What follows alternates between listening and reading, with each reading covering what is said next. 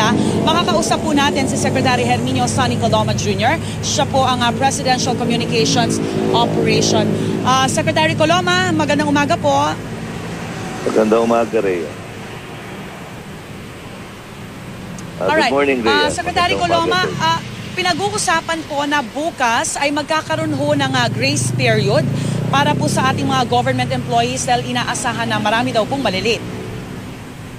Alamin ko po, tinext ko po si Chairman Francisco Duque ng Civil Service Commission hinggil dyan at hindi ko pa po natatanggap ang kanyang tugon. Sabihin lang po natin na bibigyan naman po ng konsiderasyon ng ating mga kawani ng pamahalaan.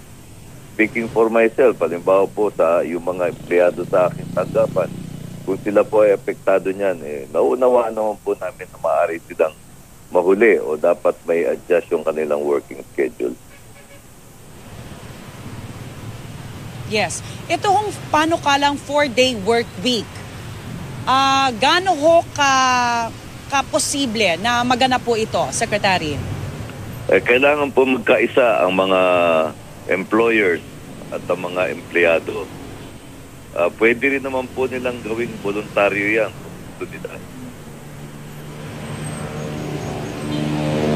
Alright, ang target po para matapos itong Skyway 3 ay Abril 2017.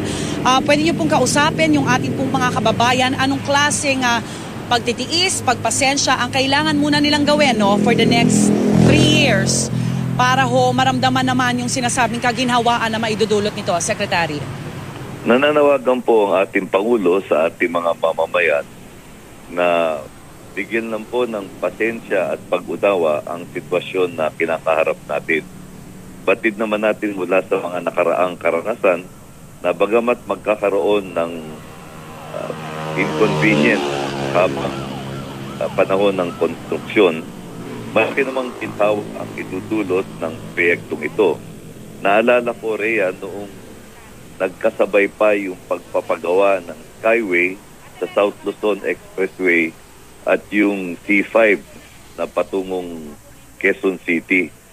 At that time, nagka-carpool pa yung aking anak na nag-aaral sa Quezon City, nanggagaling sa Muntinlupa, umaga at hapon. Pinagtyagaan niya yun, halos 2 or 3 years. At ngayon naman, nakikita naman natin yung benepisyo ng magandang kalsada. Ganyan lang po talaga ang dapat nating alalahanin tungkol sa progreso. Kinakailangan po yung konting sakripisyo. Alright, ang EDSA celebration ho natin, hindi na po sa EDSA magaganap sa People Power Monument sa Palace Grounds sa Dahuba, Secretary?